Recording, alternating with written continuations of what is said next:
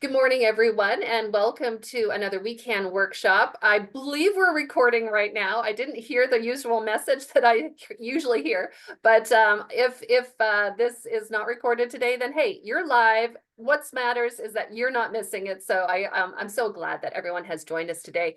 For those I haven't met before, my name is Carrie Ramsey, and I'm the project manager for the We Can project, which is led by Queen's University. And we just had our 4-year anniversary. So we've been serving and supporting women identifying entrepreneurs in the greater Kingston region now for 4 years.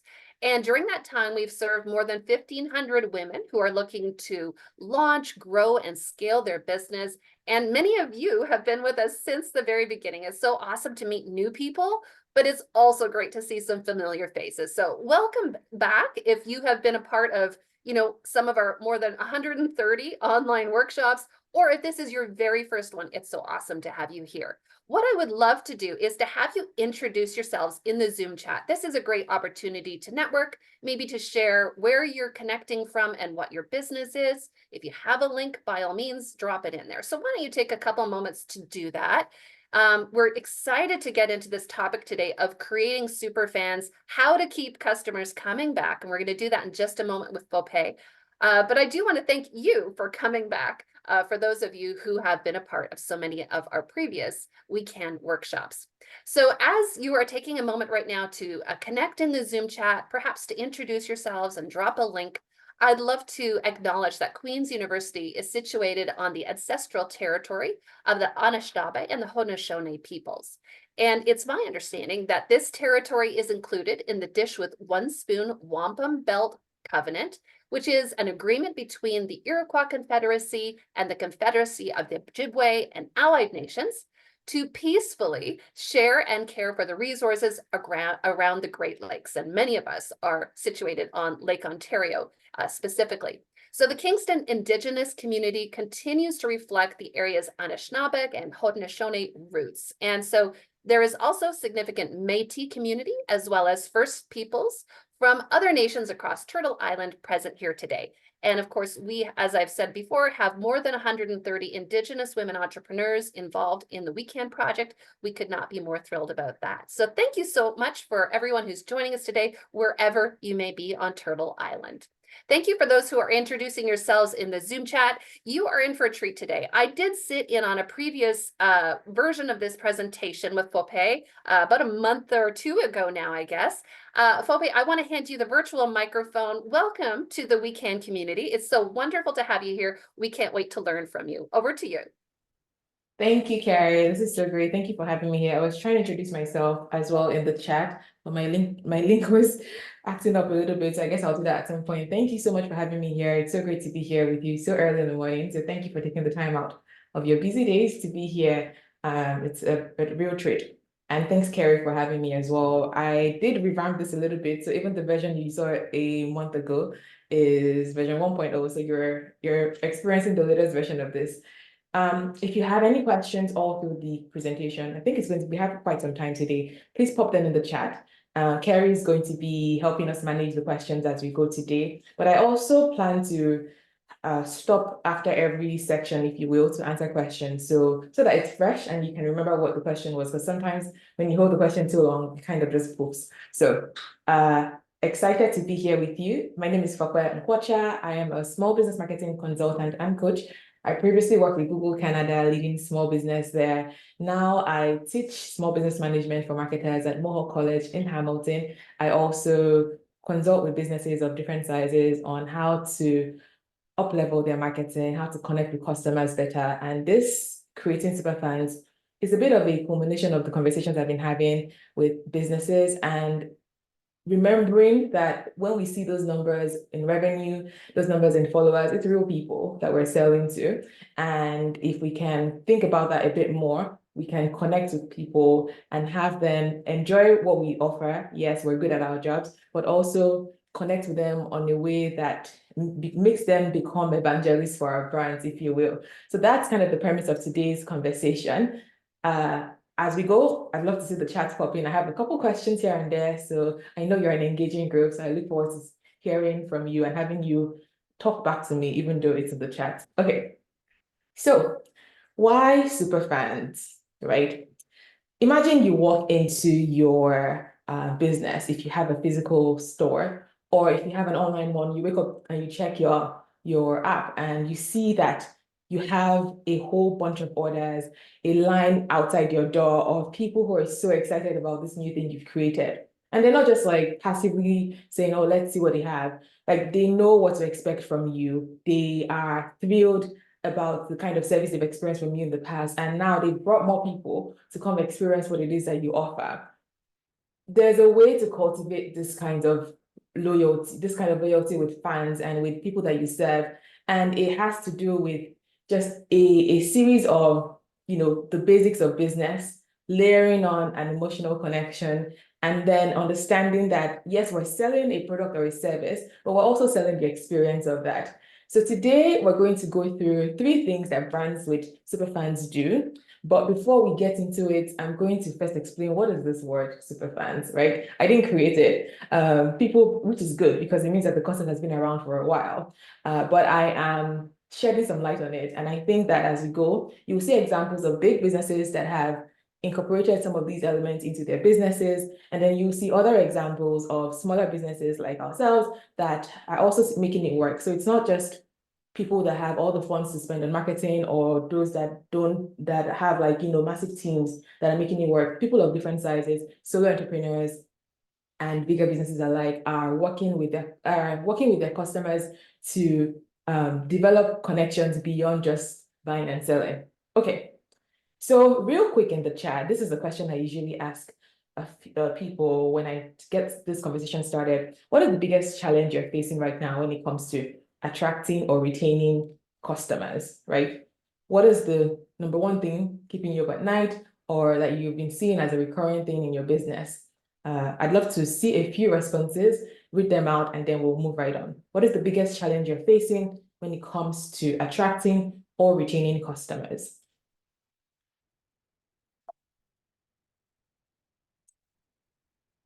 Educating potential clients about a new offering. Thank you, Emily. Penny says lead generation.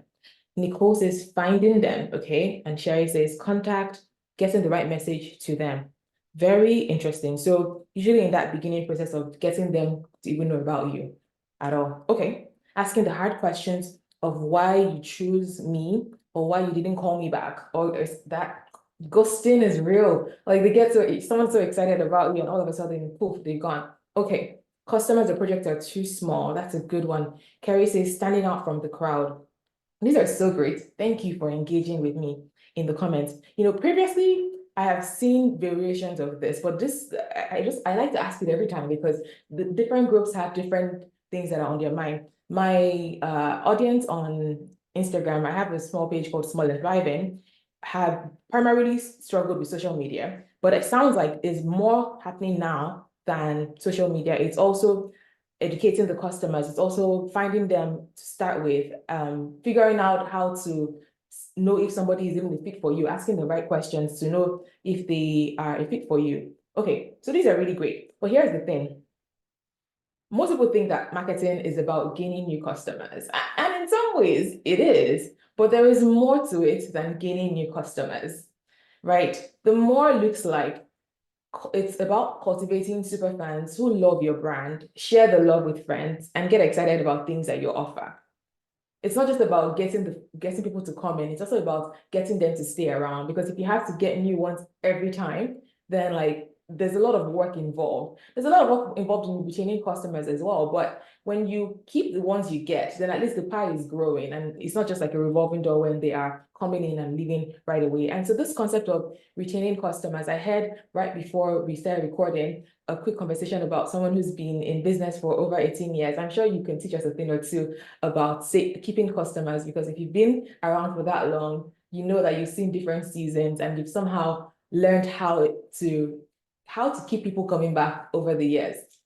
So let's quickly define what a superfan is so that we all have a shared understanding of this term before we keep going. So a superfan is a customer who is so delighted about their experience with your brand that they become a passionate supporter.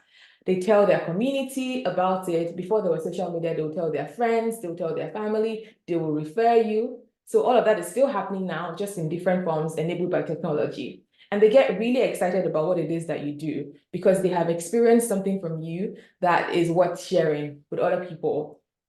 If you've had somebody ever leave a review unsolicited, or if you've ever had somebody, share your product or your service to their story, you know that this is something that is, it takes a bit of a delightful experience. People don't share mere experiences, right? If the food was just kind of okay, you're not going to leave glowing reviews. You're not going to feel compelled to tell people about it. But when somebody goes out of their way to remember that, oh, you're the person who likes lemons in your water. Oh, you're the person who is allergic to shellfish. Okay, like you remember that these people actually, they care about me, right? And those are the things that inspire you to go the extra mile, to do something about it, to tell people about it, to leave a review so that you're participating in their success, if you will. So a super fan is someone who is so delighted about their experience with your brand that they become a passionate supporter and they tell their community about it and get super excited about everything that you do.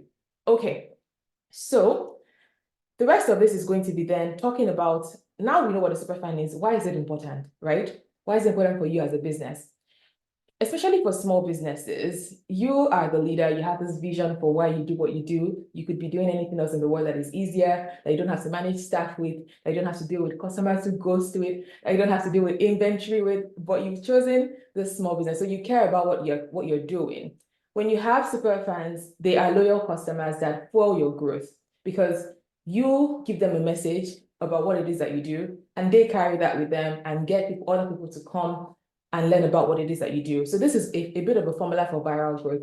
The message that you have about what you do, the people that enjoy what you do, and they carrying that out to their community and getting other people interested in what you do and fueling your growth. Yes, you still do all the things to get people in, but then each person that comes in is given a bit of a, like they're ignited and they spread the fire. And you know how fire goes. Once it's spreading, it's hard to stop it. And that's kind of how viral growth happens. So cultivating superfans can be a really pivotal piece for growth, viral growth especially, because the more people you get to be delighted about what it is that you offer, the more people can get to know about you.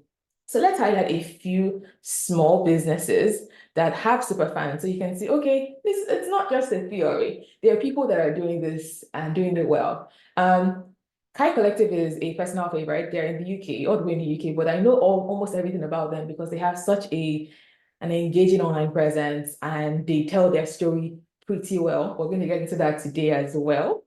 XXL Scrunches is actually our neighbor, and I think even closer to you if you are in Kingston area. She's in Belleville, Ontario, and they are a family-owned business. She started it by herself in Toronto. She sells scrunchies. So scrunchies are head ties, like the kind on her hand, massive head ties.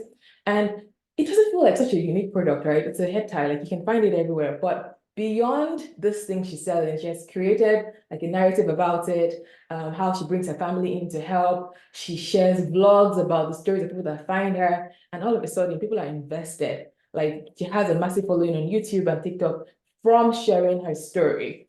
There's also Pauline and Semaya, another kind of small business creators on the internet who have they have transcended a lot of typical growth metrics. They don't do any, funky hacks or they're not doing anything gimmicky. They're just telling stories, sharing people's experiences of becoming creators. But here's the thing with all of these people. Yes, now they have super fans that are very happy about their experience, that keep sharing their work, but it took a lot of time to get here. And so I want to make sure that I put that out at the beginning, that it's not a magic wand. If it was, yeah, I feel like there's a lot on the internet now that seems too good to be true, and in some ways it is, but at least you know that these are real people that have built up things from the beginning, and some of them it took 4 years, 6 years to gain real traction. But like the way it works is that it's like a snowball, right? It's gaining momentum as it goes. It might take a while to build up, but once it starts rolling, it catches on real quick and it grows real quick. The effect compounds.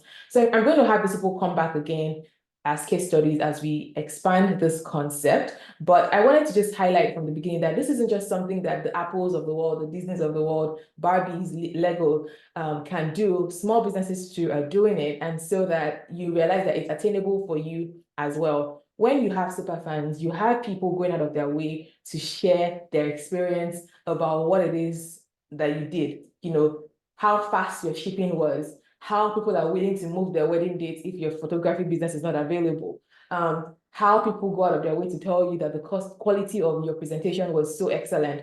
You have people going on the internet to spread the word about you. This is kind of what happens when you have superfans. So you might already realize in this process that, I have people who are constantly sharing my work, who are saying good things about me. Maybe it's time for me to amplify it so that other people can know that these are people that are delighted by the experience and other people can come to the fold, if you will. But this is some of the things that happen. You have like organic marketing. You have people going out of their way to share the word about you and to spread the word about the experiences they've had with you. Okay. Real quick, let's look at 4 levels of brand love. I should pop into the chat because I see that there is a few things. Okay. Someone loves Tina and they remember working with her. Okay, awesome. So there are 4 levels of brand love. And this is a mix of my own thinking and other thinking that has come from the sports world and the music industry. But you will see that it applies to small businesses as well.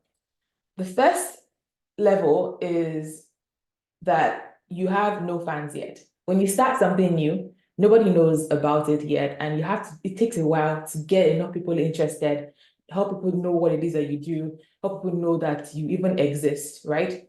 But then after you surmount this hurdle, the next step is to now get them interested, right? Okay, this is interesting. I see that you offer coaching. I see that you create beautiful jewelry. Okay, now maybe I'm interested in it and I want to invest, right? So they are aware of what you do, and now they are in a place where there's enough for them to go off of it to invest. The next level up is that you get true fans. They've invested and they're like, okay, I see what you're doing here. It's actually pretty awesome. At this level, you have people that are actively invested in your growth. True fans are people that they actually care about you. And so not everybody will move from here to the next level, but at this point, it's your job to see that you can nurture them some more. So if you already have customers who come back, you probably have true fans, right? You have people that want to see you succeed. They see that you can do your job well. And if you nurture them enough, they will graduate to the next step, which is ultimately the level of superfans. This is the place where people love everything you do.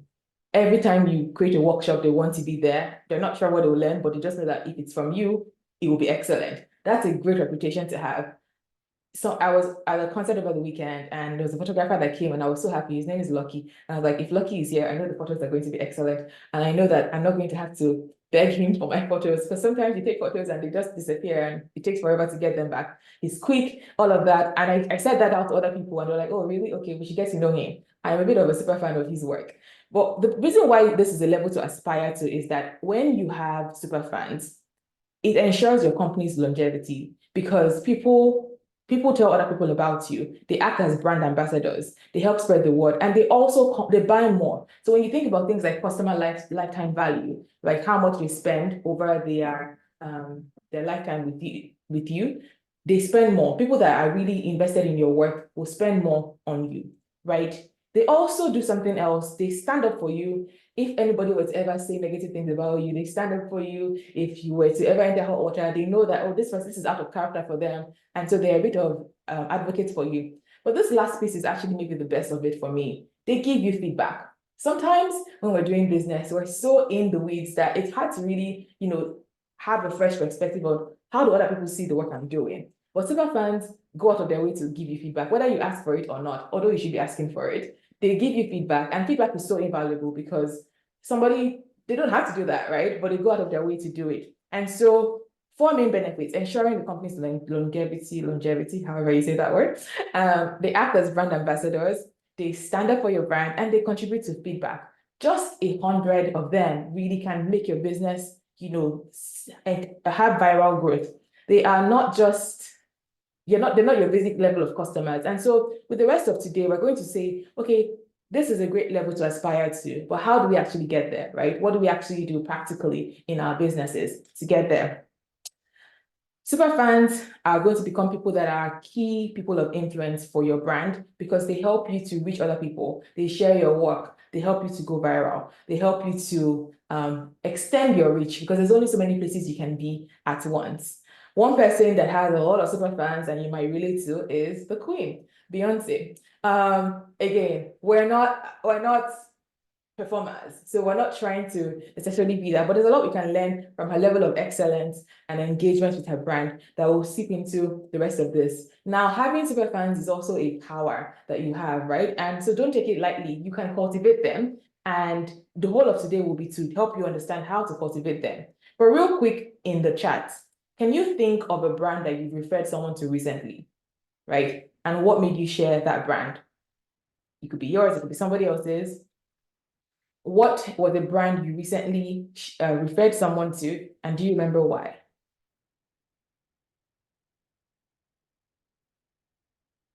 A local taco shop because yum. Okay, love that. A local taco shop. Cha-cha tea. Okay, that's great. So you are also referring people to brand, and so you can also see from your own experience what is it that happened that made you refer them. If you ordered tea from someone and sure the tea was great, but it came late, it was kind of, the box was kind of messed up before it came, you might not be as inspired to share feedback or to share a positive review or to refer them. You might share the feedback with the person to say, hey, this is what happened, but you might not be as inspired to tell a friend to order from them as well until they update their customer service or until they update how they are delivering products. So there's a level of excellence that also inspires you to share. If you went to a place to eat tacos and it was yummy, but it took an hour and a half for them to bring your order, right? You might not be as inspired to refer other people there. Okay, lots of people love cha-cha tea. That is so cool.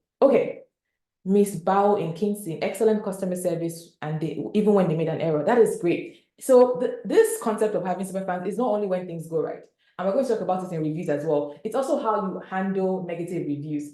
Sometimes you get negative reviews and you kind of want to crawl, like, or you're really angry and you don't want to respond to it, so you ignore it. But you should actually be responding to that. Maybe not immediately so that you don't fall under frustration and like, say something that you can't take back, but you should respond to it when things have calmed down a little bit and you've thought about, okay, when they go low, we go high, then you can respond to it, but you should always be responding to reviews as well. Okay, thank you so much. Farm Girl Cafe in Sterling. Awesome food and atmosphere and a young woman who's entrepreneurial. So you see all these things about you're inspired, right? And there's something about the brands that made you want to share them.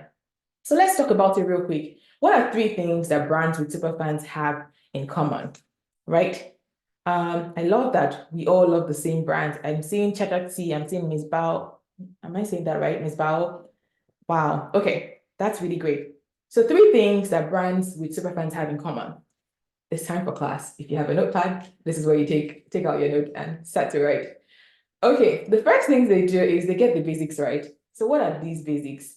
Things you know: consistent quality, exceptional customer service, authentic engagement, responsive communication. We'll be going through this in a bit more detail over the rest of the conversation. But first of all, let's look at one of my other favorites that is going to be a case study for this first one on getting the basics right. This brand is called Dialab, and they are a colorful kaftan brand based out of Nigeria. They are just really comfortable, and I love comfortable outfits. Even though I'm wearing a jacket right now and it feels like I'm being all professional, I just like working from home and wearing loungewear. But they're beautiful too, right? So you can feel really lovely in them. So there's that, but it's not just that. They do a good job of telling their stories. Even though I have not been to this brand store, I don't even know if they have an in-person store. I can tell you that each one of these pieces are hand dyed and they are done in northern Nigeria, because I've never been to. I know that the piece around the neck is woven from a fabric called ashoke. I know that they are a slow fashion brand and they don't do like bulk orders. You actually have to pre-order, so they don't have a whole bunch just waiting to be sold. So they pre-order, so everything is done in a way to help with sustainability, right? I know all this about them because they share it, right? And these are some of the things that endear me to them. So when I'm on their website and I'm like, oh, $230. By the way, this is USD. I'm Canadian. Okay. And I had to convince myself whether or not to buy it. I know all these things about them. And so at the back of my head, the things they've shared are working to help me convince myself to say, okay, it's really worth it. And I really should be buying this, right? They are gorgeous. But another thing that they've done really well, speaking of when things don't go right, this is Lupita in their brand, as by the way, so they're quite famous. Recently, they had a pop-up event and people were a bit rough with their employees. They were abusive to them verbally, but also physically. And so one of the co-founders kind of came up with a statement on Twitter. I was saying that, hey, we really appreciate how much you love our brand, how passionate you are about it. But here is what is going on. We're a small brand and we are not mass produced. It's not like we can just like scale immediately, the demand increases. Like we're doing our very best to increase, our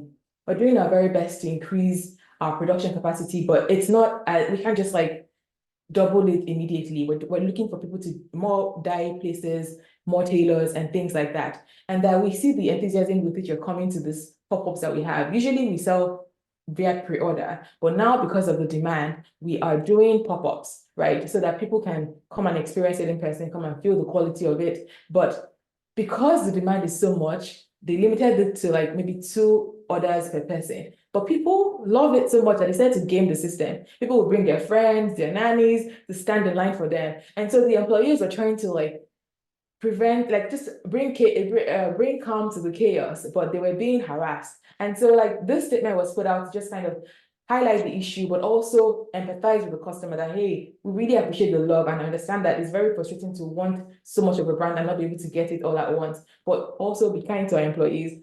And I'm all the way in Canada, but I read it from here, right? Because they're carrying me along on this journey. And this is an example of handling things well, when handling negative issues well, essentially, getting the basics right. It seems like a straightforward thing, but another approach could have just been a rude tweet to say, I'm not sure what's going on with people. People are getting crazy and yelling at our employees. You all need to calm down, something like that. But I love that the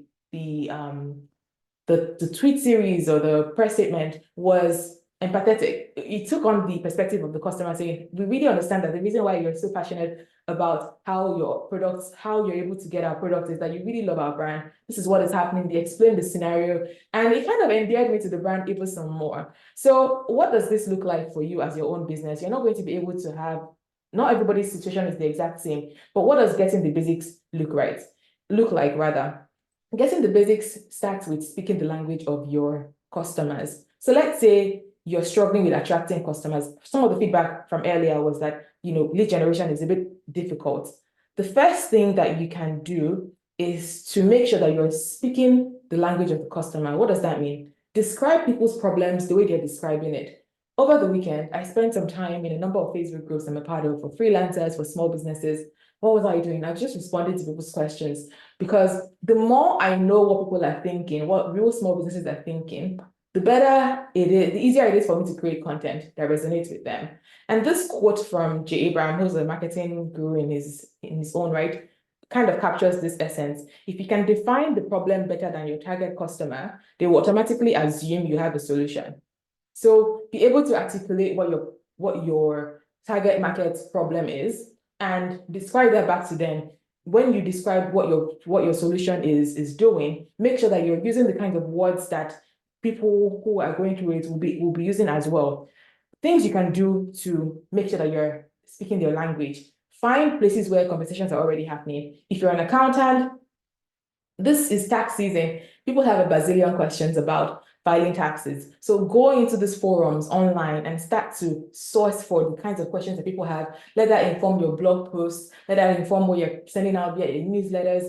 Let it inform your social media content. There's many ways to use conversations that are already happening. So it's your job to just go into the wild and listen. The more you're able to share to show that you understand what people are going through, the more they're going to resonate with you, the more they're going to connect with you. And if people connect with you, if people feel heard, it's really what makes them connect with you. The second thing you can do is if you've been in business for a while and you have a handful of customers, ask your customers, right? For some people, this is a bit scary to say, oh, what if I ask them and they tell me about all the things that I'm not doing right? Well, at least you'll learn. But most likely that won't happen. They'll tell you a bit of what you're doing well, and they'll also tell you a bit of opportunities that there are to improve, right? So ask some of your existing customers to describe their biggest challenges, right? The more you understand these challenges, the more you'll be able to speak their language. One good thing you can do, and this might be easier for people that have in-person stores, but even if you have if you're primarily online, you can do this as well. Make it a habit to speak to your customers, maybe for 10 minutes a week, just 1 to 2 people, just talk to them, learn about what's happening in their lives. Sometimes it might not feel related to what you're doing in your business, but having in mind what is going on in their world can help you know how to present yourself. One thing I tell people is about when you share a new product or a service you're doing and it feels like it's crickets, nobody's responding. You also have to remember that people have a lot going on in their own lives, right?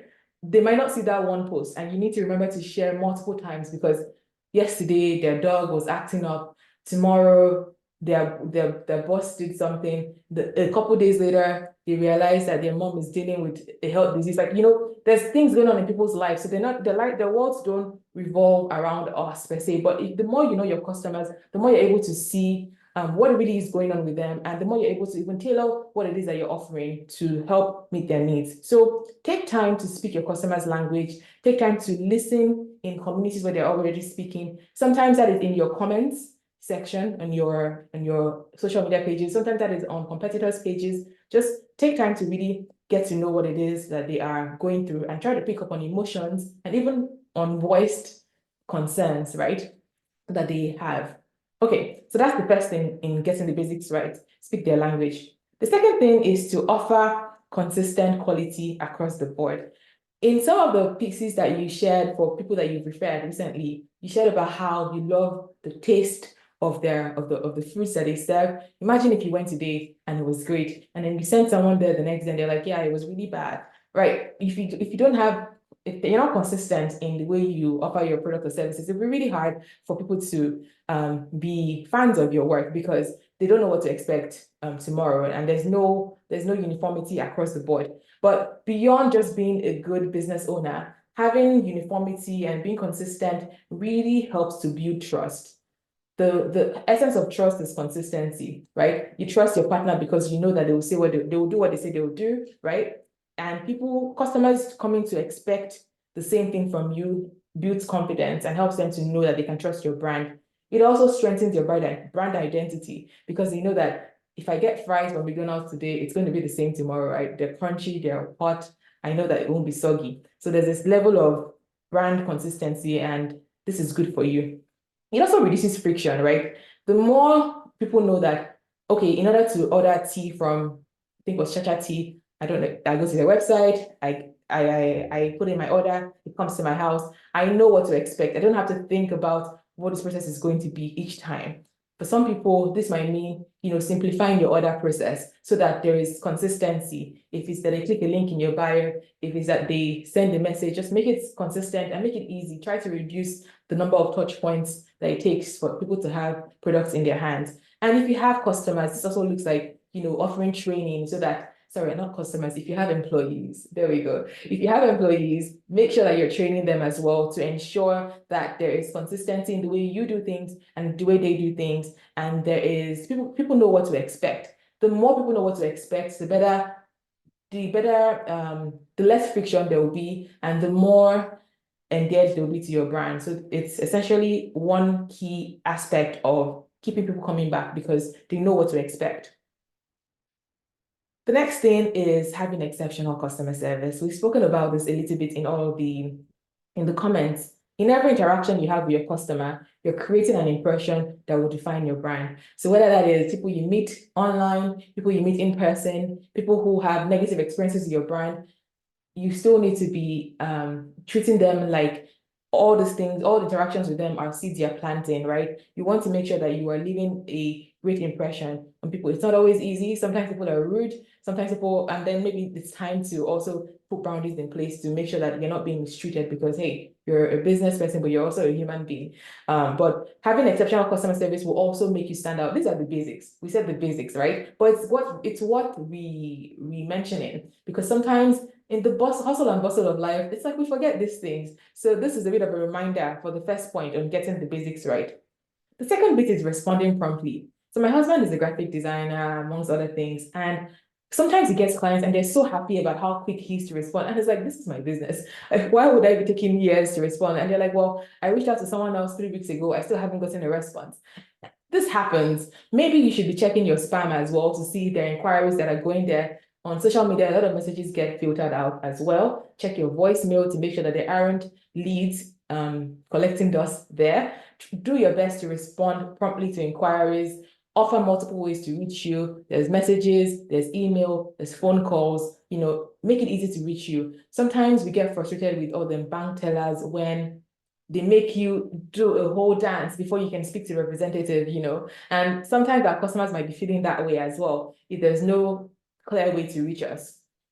And then this last point is really important, right? Actively address reviews, both positive and negative. Even non-for-profits that are out here to do good, like food banks, get negative reviews.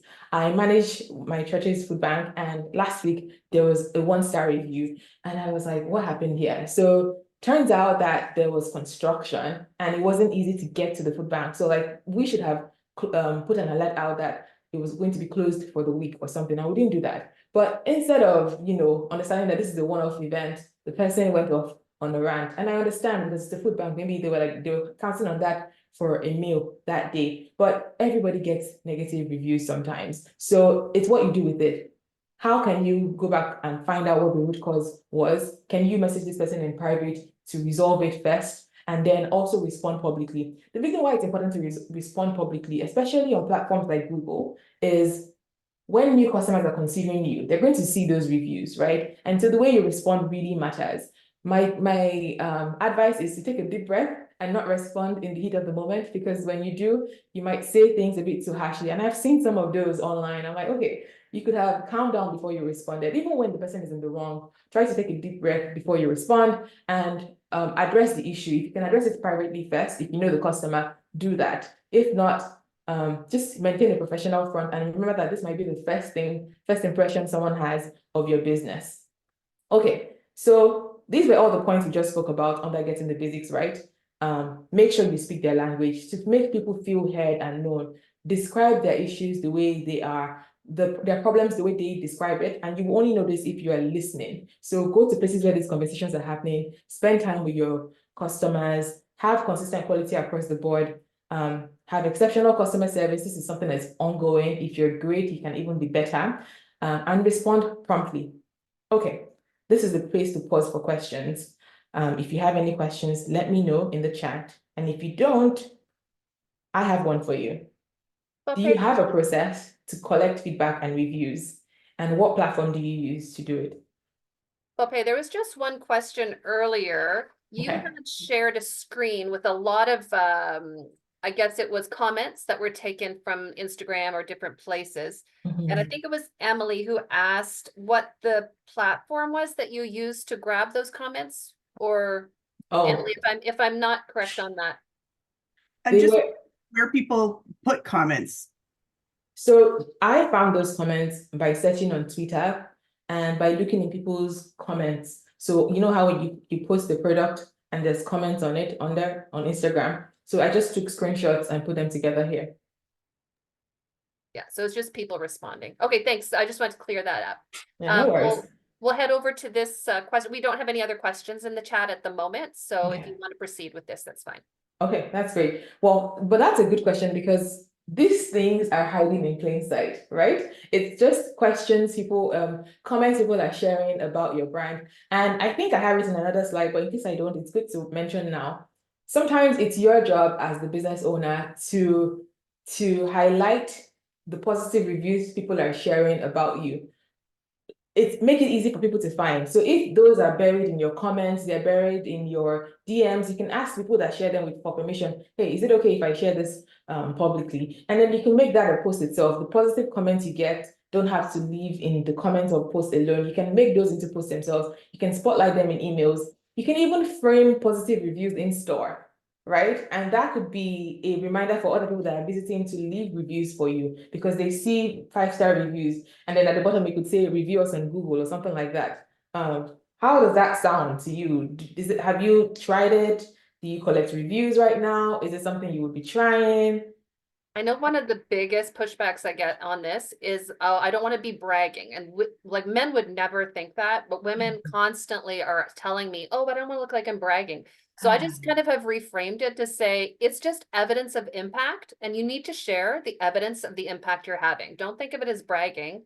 Like Harvey Specter on Suits said, it's not bragging if it's true. So I mean, like that, we just have to reframe that, I I think. love that line. It's just evidence of impact. Yeah.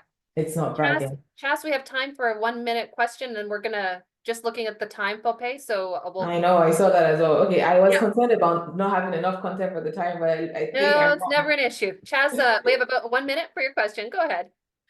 Okay. It's not really a question. It was about collecting comments. So we take actually video clips and stuff. Like I haven't really done a lot in publishing anything quite yet because I want to make sure that I have everything tight, and I was regressing for a little bit there. So but we had people write in books as well while during the experience or after. And then we also took like videos of people so that we can use for future content. So those are at markets and things like that. Videos are powerful. So Love if you that. have videos, then definitely be using them because you can see the emotions and the facial expressions of people. That's pretty powerful. Thank you for sharing that, Kev. Okay, just before you go on, because I know you're looking at the time too. Helen, I missed a question from Helen, which was, are there super fans for service businesses or only product businesses? Definitely, they are for service businesses as well. I think we just testimonials come in different forms of shape. In the service world, your super fans might demonstrate their love through referrals, which is even more powerful, if you will. They might be telling people about you, even if they don't need your service directly. They might be helping spread the word about you. So one of my favorite makeup artists, I love her because she's always on time. Might not sound like a big deal, but I've had such annoying experiences with people being late, and I tell everybody about her, right? I keep spreading the word about her. So that's a service business that I spread the word about. I'm in another group called Women Who Freelance, and there was one time people were asking about accountants, and I looked in the comments, and everybody was recommending the same person. It was a guy who wasn't even in the group, and I had to just like reach out to the person to say, hey, do you know like you're so well loved like by your customers? And when I spoke to him over, we had a quick coffee call. He was so personable, just lovely, and I could see why people were just rooting for him. Service businesses can have super fans as well. It's just applying the same principles to service businesses. Well, I think it might be my examples might have been primarily product businesses, but you're not left out at all. This applies to coaches, consultants, service providers, everybody in between. Thank you. Great question. Okay. So the next point is brands with superfans evoke emotional connections. And what does it mean to evoke emotional connections? It means that, yes, you are talking about your product, but you're going beyond that. You're telling them why, and you're sharing your story as well. Let me share some more examples of this in action. So this is a video by XXL Scrunchies, Tina, that I was just talking about. I'm not sure if it will play, but do you see the video? Yeah, on we your can see screen? it. We can see the caption. You can see, but you can't hear it. I don't like that. Okay, well, I'll tell you about it. So this video was somebody, because I told you that these are giant head ties that she sells essentially. So this lady on the whatever site she is, the person who is speaking animatedly, saw the brand, saw the price, and was like, this is easy to make. I can make it by myself. So she tries to make the head tie and it becomes a flop. But she posted it on Instagram. The person who tried to make it posted it on Instagram. And then Tina saw it and was responding to it. But instead of being mean and being like, oh, that's why you should never try to dupe, the original or whatever, she actually reaches out to her and sends her a few of her brand's head ties. And then this became like, she was just responding to this video to say, hey, like I see you essentially, and I know that it didn't turn out quite like you liked, but then she took that as a moment that she turned into a way to engage, if you will. And one of her differentiators as a whole, as her brand, is just this focus on community engagement. She shares a lot. Pack an order with me. how I moved from this warehouse to my parents' living room to my warehouse store, how my mom, helps to sew these hair ties. It seems like small, maybe even irrelevant things, but all of this just make people more invested in your story. They know that it's not just hair ties being made somewhere else. It's your family that's helping you to create this thing. And that just makes them want to, follow your journey some more. There's only so many hair ties a single person can buy, but they will share your videos and they'll help you find new people. And there's a lot of this that you see has impacted her growth. In 2020, she was in her parents' bedroom. Now she has a warehouse and employees and has expanded beyond head ties. She now does hoodies, I think, and prints her art on them as well. And like this community focus has really grown her business. But I want to highlight some of the things that I know that businesses that are evoking emotional connections are doing. And you will see how you can apply this to your business as well, whether you're a service business or a product business. Focus on building a community, not just an audience. So yes, you want 1,000 followers or 10,000 or 100,000, but do you just have people that are staring at you while you create what you're doing, or are they engaging with you, right? The first thing is to shift your mindset from creating for to creating with people. So to create with people, you are involving them in discussions. Oh, should I, what do you think? Which color do you prefer? Do you prefer the plaid color or the silver color, And you help get people to be involved in it. It could be as simple as using polls in your content or, sharing the way the source fabric. Little things like this help to carry people along the journey. So shift from just creating a thing and saying, hey, I've written this book, come and buy it, right? To carrying them along the journey. Hey, I have two book cover ideas. Could you help me pick one? Here's what's happening with my publishing this week. This is what it is. It might feel hard at the beginning, but choose your platform. Some people thrive on video, some can write. So if you're going to write, have a newsletter, have a blog, and a way to connect to people. This is one of the ways that Kickstarters help businesses. When you're starting a business and you do Kickstarter, and you fundraise at the beginning of it, essentially, you carry those people that have pledged a little bit into your product development along as well, and you share a bit of the journey with them. If you're a service-based business and you feel like this isn't applicable to you, even workshops, right? Like, what workshop topic would you like to hear from me? That's a way to carry them along in your decision, right? You give them an option. What topic do you want to hear more about? Or you spotlight client stories, which I think I talk about a little bit more in the next slide. So shifting your mindset from creating for them to with them is important, and focusing on things that encourage interaction and connection, like discussions. So things like having ask me anything. If you're an accountant, ask me anything about filing your taxes. If you are an event decorator, ask me, these are 3 things that brides stress about the most and how to fix them. Which of them do you relate to? Just starting conversations and not just sharing your work only and, hoping that for the best. Really get in front of the conversations is a great way to go from building an audience to creating a community. Okay, and there's more on this. Going beyond promotional content is also one key way to evolve from audience creation to community building. When you are only sharing this is a new release, buy more, then you're not thinking about, offering value as well, like sharing educational resources. So I spoke with a stylist yesterday, and sure, she wants people to hire her to style them, but she now also does lookbooks, winter lookbooks, spring lookbooks, and people really enjoy that because it gives them ideas of what to wear, and it's helping them remember that she exists. So maybe they're not buying from her today, but they would remember her tomorrow if they have an event, a birthday shoot they want to have, somebody who is having a wedding and wants a stylist, someone who is appearing on a magazine. She's essentially connecting with them by also offering educational resources, industry insights, and solutions to their everyday problems. Like, everybody's always struggling with what to wear. So it's quite nice to have somebody who's just doing that and going beyond buy from me, these are my services, to being a resource that can help people learn. Another thing is you can acknowledge your members who are participating. This can be as easy as responding to comments or also just, spotlighting comments. So the example I gave earlier with the screenshots, So you can take comments that are really wonderful and create them into posts. You can put them in your newsletter and say, hey, from the community this week, right? It's a way to show people that they're being heard and you're listening to them. It's not just you talking, it's also people listening to you. It's also you listening to other people, rather. It's a two-way conversation, is essentially what I'm trying to say.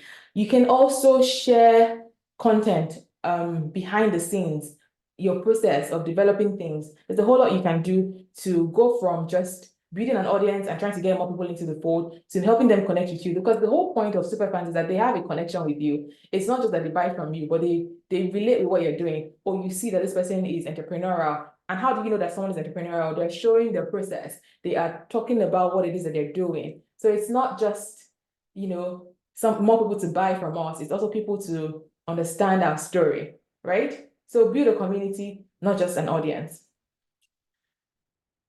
Another one you can do is to focus on client stories. And I think this is one that every business can do, whether you are a service business or a product business.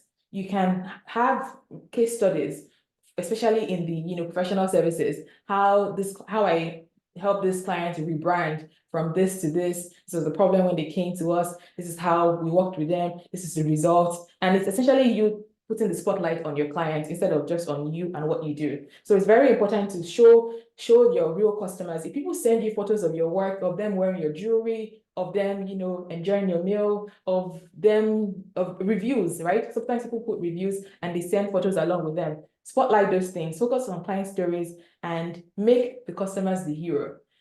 Another one that is hard, and I think we talked about it just a few seconds ago, or minutes rather, with focusing on your wins as well. People want to celebrate with you. If you win a grant, it's good news. People want to hear from you. If you were nominated for the city's best, women of influence or other awards that people get, talk about it. It's just, how did Kerry say it? Evidence of impact.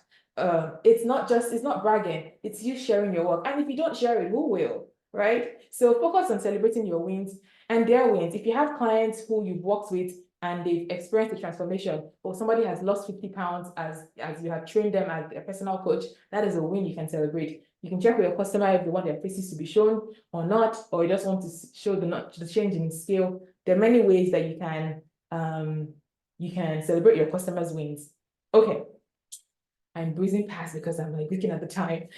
Tell authentic stories. So don't feel the need to be something you're not online, because that can be another negative side of all of this. But share authentically. If you're a quirky person, share some of your quirks. If you're funny, share that. If you don't know, if you're not really comfortable with all this online sharing and you're a serious person, be serious as well, right? Like, it's who you are. Bring just share your authentic self. Don't create a persona that you can't live up to online. So make sure that whatever you're doing, you're not trying to just be like some coach told you to be. You are who you are as well. Because people can smell fakeness from a mile, especially these days. We're very on edge to make sure that we're not being bamboozled and lied to. So when you share online, when you share your challenges, oh, this is what happened this month. We had a flood. We had to close down for a week. Don't make things up, right? Don't make sure that you're not just making things up to rile people up. You're just sharing authentically. If you know that right now Earth Day is coming up and you want to share about the practices that you're doing to contribute towards sustainability, make sure that you really are committed to that and you're not just greenwashing. So share authentically and don't be afraid to carry people along the journey. Some ways I've seen people sharing behind the scenes that are just interesting is a day in the life of a speaker and creator. Come with me as I go on the speaking gig. Come with me to shop for fabric for my clothing. Here is how I make this necklace.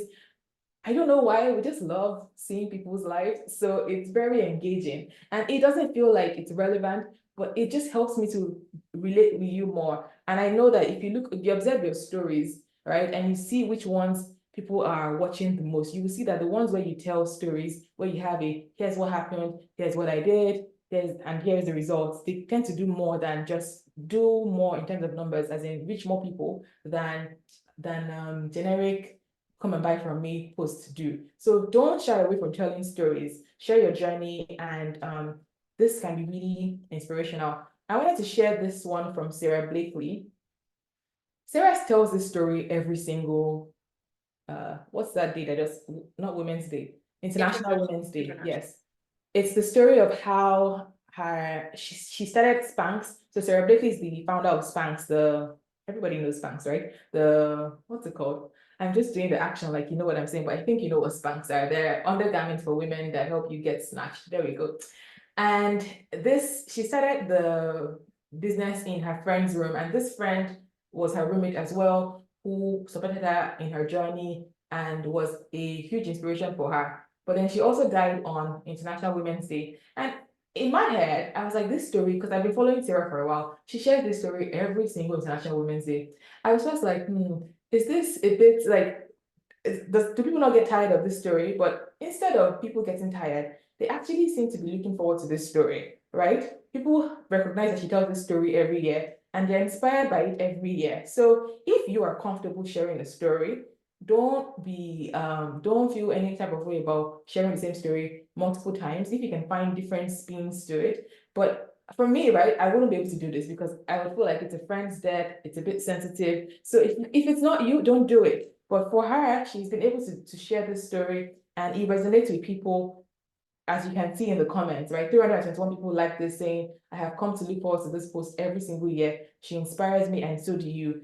And the reason is it's a good one is because, yes, it honors her friend's legacy, but it also relates to how, the support was useful in her starting of Spanx, her business.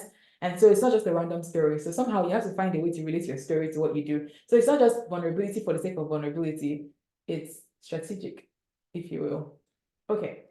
So these are the things we shared in evoking emotional connections with your customers, building a community, not just an audience, focusing on client stories, and telling authentic stories. If you have questions, I will take them right now.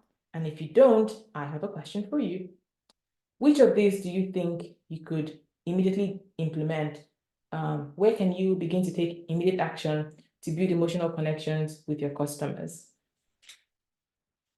No questions in the chat, Fope. I'm sure that people will respond, and it's a good idea to take a look at that, because when we respond to these questions, it shows that we're following along, which is good for ourselves more than Fope. But that's a great question. I love that one. Yeah, and because there's so much, you could learn a lot and like, oh, good information, and then you do nothing with it. Knowledge is only powerful if you take action. Yes, Do girl. something with It's it. so true. So, which of these could you do? Encourage my customers buying multiple copies of my grief book. I just started putting a message in the book by my autograph. Please share a copy with others who are grieving. Oh, that is a good idea. Yeah. When I wrote my book, I have a book called Situationship: How to Stop Breaking Your Own Heart. I was surprised that people would buy it, take a photo of them with the book, and then send it to me. I'm like, why are people doing this? But I just started to share it, and then more people would send that to me. And so you really don't know how just people want to be involved in your story. So carry people along. Wendy says she's going to be focusing on client stories. Honestly, you probably have a gold mine of stories already that you can be sharing. Every time you do good work, don't shy away from sharing it. And yes, Sifo, please share your book link. People are interested in learning about it. Okay, if we're still following along, can I see a 10 in the chat? If you've kind of drifted away, I will know. Are you still here? Give me a 10 in the chat. There we go. A few people. Okay. All right, so this is the last bit of it. Businesses with superfans know that superfans buy the feeling, not just the product, not just the service. Let me show you some examples. Everybody knows Harley Davidson, right? It's like they are a bike, I think a business, and there's a vibe to it, right? There's a community sense that they ride together. It's just something more than a motorcycle. There is something else that they're buying there. Nike has leaned into its message of, just do it. And it's not just sneakers anymore. It's now like about pushing yourself and, and being empowered to break the boundaries that you set for yourself as an athlete, as a person. There's something more than, the product that you're buying into. Disney, we all know Disney, right? Disney is, yes, they're selling movies and all of that, but there's also this feeling of, I guess, nostalgia about our growing up with them, or just an emotional connection of like, okay, when I go to Disney World, it's going to be magical, right? It's not just I'm going to see Minnie Mouse and these people, right? It's something beyond the product itself. For Apple, we know we're going to get a sleek experience. Like, it's going to be beautiful. It's going to be something beyond just a computer. It's innovative. It's the slogan is think different, live different. And you know that you can expect something different when you shop with them, when you buy Apple products. It gives you feel some type of way. It's why like it's almost like a part of people's identity. Even when you know that there are newer phones out there, there are more technologically advanced phones out there, you still choose them because there's just a vibe to it, if you will. So there's a level of beyond doing the basics, building emotional connections, and a level above that's like, okay, we're not just buying this product or service, we're buying the feeling of what it's like to do business with you. And so how do you make a feeling tangible? I thought you'd never ask. Create a strong brand identity and some values that people know you for, right? For Barbie, it's kind of empowering young girls at this time. For Apple, it's sleek design and innovation that you can count on. For Beyonce, it's confidence, right? And fierceness. So what does it look like for you to build a strong brand identity? It is defining what your brand stands for and using that to connect with people on an emotional level. I shared Kai Collective earlier, the clothing brand, and they talk about, you know, attainable clothing that makes women feel their most confident self. And it's in a couple of ways. It's the more you say something, the more it's reinforced. The more people start to believe it as well. And the more it starts to guide how you are actually operating your business. You see that the dresses then end up being like beautiful colors, bold colors. You're not trying to shrink, you're not trying to hide in them, right? So figure out what your brand's core values would be and be consistent with them. Show up as that. If you say you're going to be, you know, you value authenticity, you value creativity, let's see it in your work. If you are, you know, someone that keeps to your word, be that essentially. So figure out what your core values will be and let them continue to influence the way you work. Let it continue to show up in how you present yourself in the work you do. Okay, so now you create a strong brand identity that goes beyond colors, that goes beyond beautiful logos. You know that it's about consistency in the way you show up. It's consistency in your values and how you demonstrate them. What next could you do? Obsess about your customer's experience. I have a video that I thought would play, but it isn't playing. So I'm going to share about this brand. This brand is called Get Adun. They sell Nigerian food across, and Nigerian, if you didn't realize, across the United States. And this box comes with ice packs. So like it's literally an insulated box that the food is inside. It's ready to eat food. And customers were wondering why is shipping $40. So in this video that has refused to play now, the founder takes this box to UPS and asks them how much, like gets them to wait and say how much it will take to ship from Houston to the White House. And you wouldn't guess how much shipping was. $210 was the cheapest shipping for the box based on the weight, based on how quickly you needed to get there for the food not to spoil. $210. The other option was over $300. So between $200 and $300 is how much it would cost normally to ship this box with UPS, which is what they use. So they shared this to say, hey, $40 is actually very heavily discounted for our boxes. And this is an example to show you that even when feedback is not positive, you can show that you care about the experience your customers are having by explaining things to people. When you tell people why something is the way it is, they're more likely to comply. And this applies in many areas, whether it's to how you work with your employees, or whether it's even how you deal with your children, right? If you can explain why, they're more likely to comply. So look at the comments that resulted after this video. People were like, oh, okay, that's amazing. Now, I know that $40 is a steal. Somebody goes, $210. Wow, I spat my water out when I heard that. I'll definitely pay $40 for shipping and save myself the 2-hour trip to the store and the amount of time that it takes me to cook the food, right? People essentially said, okay, we get it. We realize why it's that price and we will appreciate the $40 that you give to us. So this is an example of listening to feedback and using that to inform what you tell people, right? It's not enough to just say, well, it is what it is.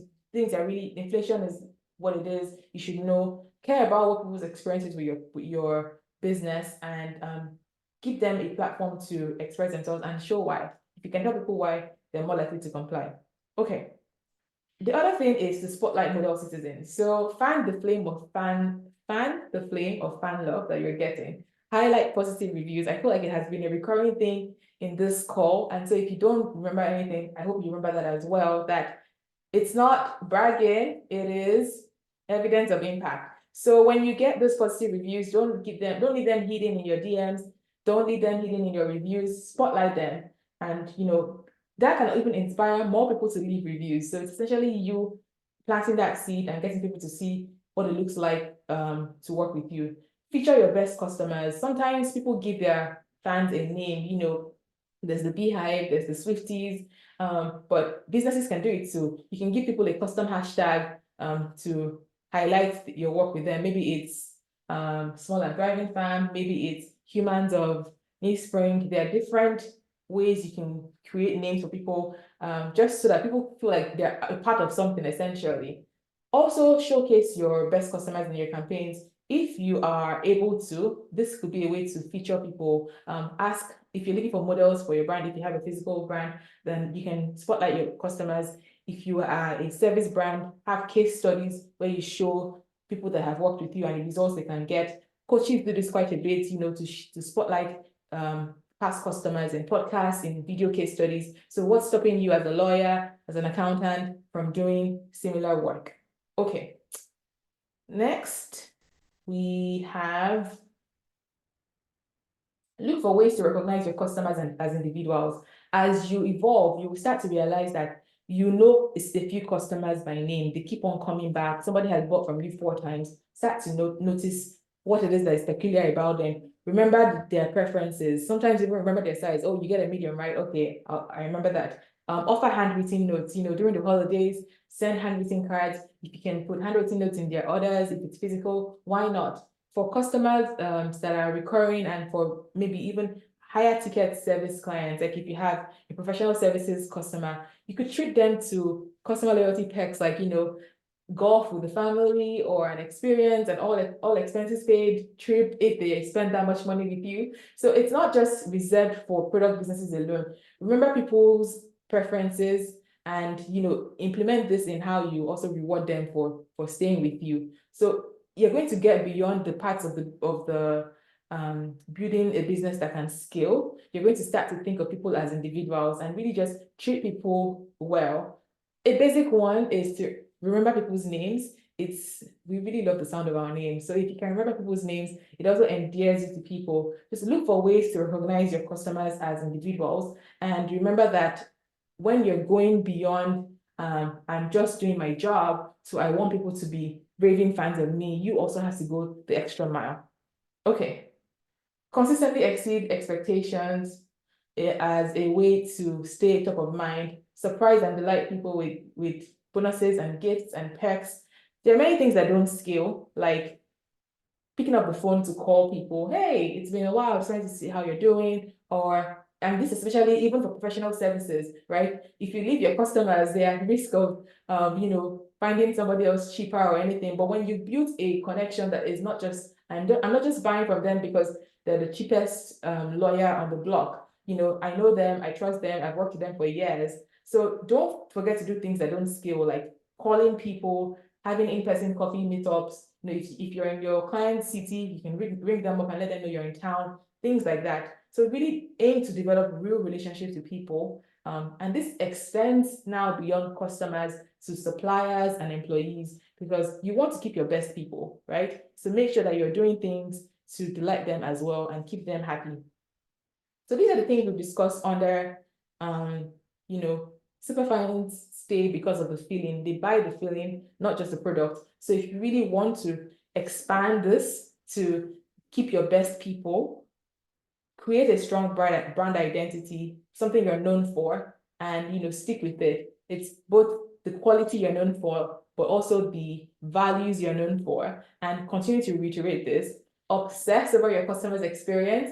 If it's positive, highlight it. If it's negative, address it. Spotlight model citizens. When people do what it is you want people to do, your customers that follow through and have great results, spotlight them, have case studies with them, and really feature them. Look for ways to recognize your customers as individuals and really consistently exceed expectations in all different areas. Okay. The bottom line is that when you think about how you do business, word of mouth is golden. What would be more convincing for you if somebody were trying to refer you to a business? This business has a really good deal, a really good discount, and you should choose them. Or, oh my God, I love this brand. My experience with them was phenomenal. This is the business you should go with. This is the brand you should try. They have this great thing going on with them. One of them is more passionate. One of them shows that you're not just choosing based on funds, based on discounts. You're choosing based on the experience you can expect and the trust that this person has experienced with them. So really aim to have an experience that has people spontaneously spreading the word about you. You need Superfans because if somebody is evangelizing for you, they consider it to be a positive experience they've had with you. And in many ways, they are sharing about you as a way to increase that experience with you. So if they're evangelizing for you, they consider it to be positive as a means of representing who they are through your brand. So really, you want to aspire to having people who are so excited about their experience with you that they spread the word about you. And this was actually a quote from someone, the CMO of Harley-Davidson, the brand that we featured earlier, the motorbike brand. Okay, so this works for people from bloggers to real estate agents to consultants to community leaders, even in not-for-profit organizations, and people who sell products, services, and more. So it's not just products, it's in every area. For bloggers, it means leave your comments on, let people respond to you, let people talk to you and engage them in conversation, right? For community leaders, it means that ask for volunteers. When you involve people, that's when they invest. So don't just try to do everything by yourself. If you have an event that's coming up, ask for volunteers. The more people that can work with you, the more people will feel invested in what you're doing, the more they will want to even amplify the work because they're invested, right? It's not just financially investing, it's also their time that they're spending with you. So we've come to the end of today's conversation. So I wanted to leave with one thing. What is one thing from all of the things we talked about today that you can try this week to connect more with your customers? This is your chance to commit to yourself and say, okay, this was great. I've heard different things I could potentially try, but what is one thing I can commit to that would help me to connect more with my customers? Just one thing from all of today that you can take with you and begin to implement immediately. All right, let's go in the chat. I love that. And as you were talking, I was thinking about all the conferences we go to, all the workshops. And honestly, if we leave each of these experiences with one thing, then that one thing is all we need to focus on. Like we can get overwhelmed and say, oh, she told us so many things, but what was the one thing that resonated that you could do either today, ideally, not next week or next month, because then it won't happen. But I love to, yeah, what is one thing you can do, or as Fope said, this week, right, that you'll commit to doing. So go ahead, put it in the chat, because I would love to see for accountability that we kind of like just put it out there. We're not going to trace you down and ask if you did it, but this is more for yourself. And Fope, you gave us some amazing ideas and examples today, and some really relevant ones even to our region and our area. So thank you for that. Awesome. Thank you. I see Alisa says, asking for feedback about improvements around booking. I love that. One of the brands I featured, Kai Collective, only when she started to ask about what can we be doing better, did she realize how negative an experience people were having with her website. It would crash all the time. So imagine putting everything in your basket and it just disappears. And that was when she realized how much she was missing out on sales because people would just give up and leave the website. So sometimes asking for feedback is literally it. Jennifer says evidence of impact as a way to ask for testimonial. Yes, it's a great one. There's if you're looking for a resource, Donald Miller of creating a story brand, it has like a lot of blogs on how to ask for feedback to make sure that you're asking well, because sometimes the quality of responses you get is impacted by how you ask. So if you're looking for it, it's just the story brand blog, how to ask for feedback. Anyways, Penny says she's going to use a review beyond my landing page, or using a review beyond my landing page or LinkedIn. Yes, reviews are powerful. So let's amplify those reviews. If someone has taken the time to tell you that you're awesome, use it. It's evidence of impact, so show it. And like Carrie was saying, let's not just leave this to the bros, right? We have excellent stories ourselves. Okay, let's show them. Muriel says she's going to create my full story for my shop, outlining my history, inspiration for my company, and my values, and how these inform my life and business, and how and why my customers should buy my handmade jewelry versus cheap Temu. Yes, and don't just create it. I want to challenge you to share it as well, right? Don't let it just be in your missions section on your website. Show it as well. Maybe even the value of handmade as you create your content, like share it as well. Let it be your voiceover. If you have a beautiful section of jewelry, the voiceover you could use might be sharing why you do this and how you do it. Oh, I love that the chats are popping. I would like to develop a follow-up procedure, and I will include that asking for reviews. Yes, in your follow-up procedure, you'll be including asking for reviews. Love that. Sharing more of the positive impact experiences that I'm having in person. Know where people are at so you can relate to them better. Yes, love that. This will also encourage me to follow up even if my first experience has not been positive. Asking my previous corporate clients for testimonials to support my new HR consulting business, especially on LinkedIn. Ooh, awesome. Okay, and you're on, Maria. Thank you. So that has been all for today. You've been such an engaging group. Thank you so much for having me on here. My name is Fope Nkwocha, and you can connect with me on LinkedIn. If you scan the QR code, you will be taken to my LinkedIn. And I'm on Instagram, on YouTube at Foxy the Great, which is also there. You can also find my small business sharings on Small and Thriving, literally Small and Thriving. But if you were to choose just one thing, connect with me on LinkedIn. I have been just thrilled to be here today, and you've been such an engaging group. Thank you, Carrie, for the opportunity. I will turn it over to you for managing questions or anything like that. Yeah, I just wanted to say thank you. And you've given us so much food for thought today. It's a topic we know we have to focus on, and bringing us all here to this space does make us think about it, focus on it. And I encourage everyone to take that one action and to implement it this week. And I mean, hey, if you want to reach out to me and Fope afterwards and let us know that you did it, that would be awesome. Yeah. Or if you just have my email, I am happy to forward it to her, because I mean, it's evidence of impact, right? And hey, that's something that I'm just going to throw out there. If you enjoyed today's experience and you want to talk about it on your socials, you want to talk about it, I don't know, maybe if you just want to even email a testimonial, that, maybe Fope can use, or who knows, whatever. If there was any impact here today, we can always keep track of your testimonials as well. So I just want to thank you for showing up. Thanks for showing up for yourself and your business, because a lot of people sign up for these workshops, but they don't show up. And the ones that show up and take action are the ones that are the game changers, and the ones that truly do make an impact. So I want to thank everyone for being a part, especially Fope for taking the time today. So enjoy the rest of your day, everyone. Thank you. And I love the bit about evidence of impact. If you have kind words to share, Carrie's DMs are open, my DMs are open, and I'd love to hear about what you would actually be doing. This was great. Thank you for being here. Awesome. Have a great day, everyone. Take care.